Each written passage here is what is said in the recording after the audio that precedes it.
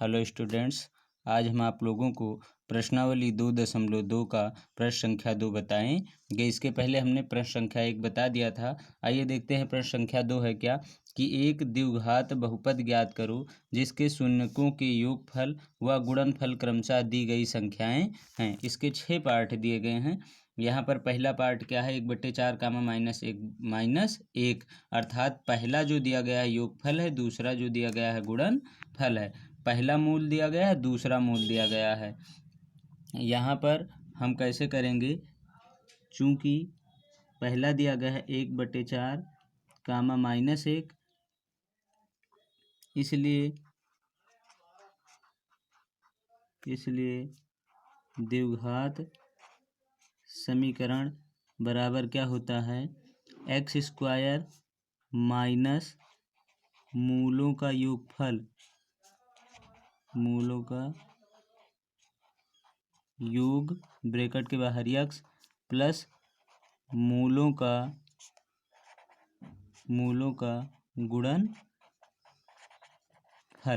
अगर हमें दो मूल दिए गए हों तो इसी सूत्र में रखकर हम एक द्विघात समीकरण बना सकते हैं।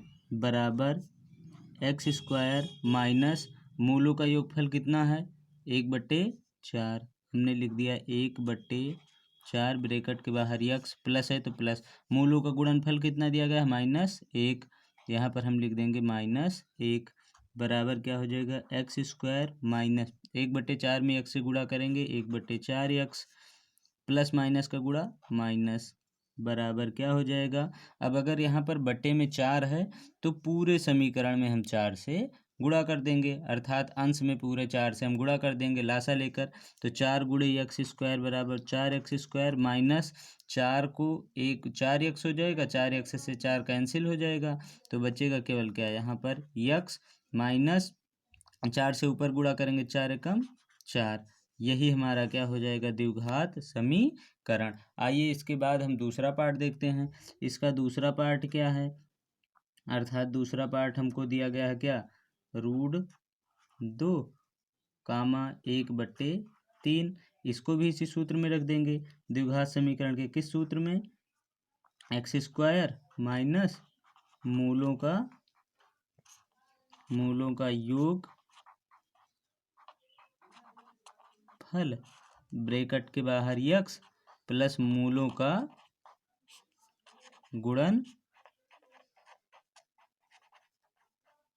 गुणनफल। अगर हमें दो मूल दिए गए हों तो उसको हम इसी सूत्र में रखकर द्विघात समीकरण बना लेते हैं, x² माइनस मूलों का योगफल ब्रैकेट के बाहर x प्लस मूलों का गुणनफल बराबर क्या हो जाएगा, x², हमें मूलों का योग कितना दिया गया, पहला वाला मूलों का योग है तो क्या हो जाएगा, √2 ब्रैकेट के बाहर x प्लस मूलों गुणनफल कितना दिया गया, 1/3 बराबर क्या होगा, x² माइनस √2x और प्लस का क्या, 1/3, हमने आपको बताया हर में 3 है तो पूरे में 3 से गुणा हो जाएगा तो बन जाएगा 3x² माइनस 3√2x, ऊपर 3 से गुणा होगा 3 एकम 3, 3 से 3 कैंसिल प्लस का 1, यही हमारा क्या हो जाएगा आंसर। इस प्रकार हमको ये दूसरा पार्ट भी आ गया।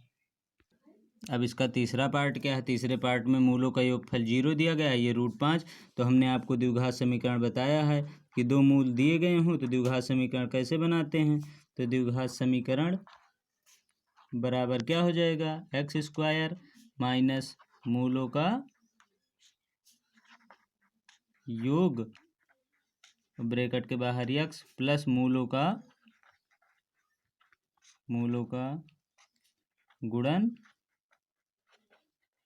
चलिए पहले इसी सूत्र में हम लोग देखते हैं, तो x² माइनस मूलों का योग कितना दिया गया है, 0 ब्रैकेट के बाहर x प्लस मूलों का गुणनफल कितना दिया गया, √5 बराबर क्या हो जाएगा, 0 को किसी संख्या से गुणा करने पर 0 हो जाएगा तो x² माइनस ये 0 हो जाएगा और प्लस का क्या बचेगा, केवल इससे हमें कोई मतलब है नहीं तो x² प्लस √5, ये हमारा हो जाएगा तीसरा पार्ट। चौथा पार्ट इसका दिया गया है 1,1 तो ये मूलों का योगफल है, ये मूलों का गुणनफल है, तो इसी सूत्र में हम रख देंगे तो क्या बनेगा, एक्स स्क्वायर माइनस मूलों का, ये सूत्र आप लोग याद रखेंगे, मूलों का योग ब्रैकेट के बाहर एक्स प्लस मूलों का गुणन फल। चलिए इसे में रख देते हैं, बराबर एक्स स्क्वायर माइनस मूलों का योग क्या दिया गया है, एक यक्स प्लस मूलों का गुणनफल एक, बराबर x square minus x plus 1। ये द्विघात समीकरण बन गया। इसका कौन सा पार्ट देखते हैं, पार्ट नंबर 5। पार्ट नंबर 5 है -1/4 और कामा 1/4, अर्थात मूलों का योगफल 1 -1/4, गुणनफल इतना दिया गया है।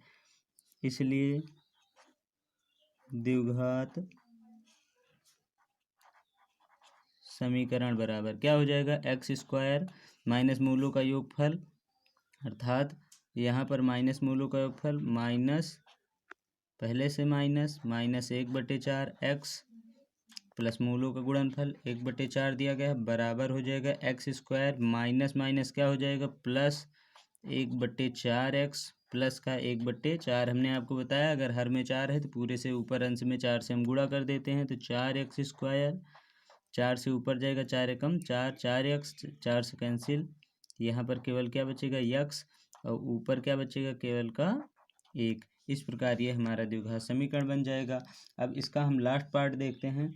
लास्ट पार्ट दिया गया है 4,1, 4,1 दिया गया है। इससे द्विघात समीकरण क्या बनेगा, इससे द्विघात समीकरण हमारा बनेगा x square minus 4x minus ये प्लस हो जाएगा मूलों का गुणनफल 1, बराबर क्या हो जाएगा x square minus 4x plus 1। ये हमारा क्या हो जाएगा, द्विघात समीकरण। इस प्रकार हमारे ये प्रश्नावली 2.2 के दूसरे खंड के सभी पार्ट समाप्त होते हैं और ये प्रश्नावली समाप्त होती है। इस सूत्र को याद कर लेंगे, इस सूत्र में रखकर ही सवाल को आसानी से लगाया जा सकता है।